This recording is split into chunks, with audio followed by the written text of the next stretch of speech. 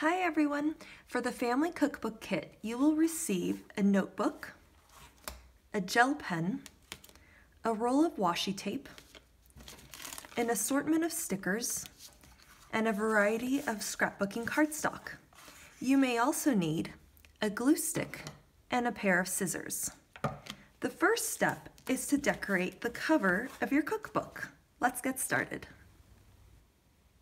Once you've decorated the cover, it's time to open it up and get it set up for your cookbook. On the first page, I've decided to write an inscription, and then on the second page, I've left a few pages blank for a table of contents. So that way I can number all the pages in the cookbook and organize it so I can find recipes easily. Over here, I have listed my first recipe. And on the bottom, in the spirit of Eat Joy, I've created a section for memories. So that way, every time I record a recipe, I could also include a memory tied to that recipe. So that makes it a really incredible keepsake.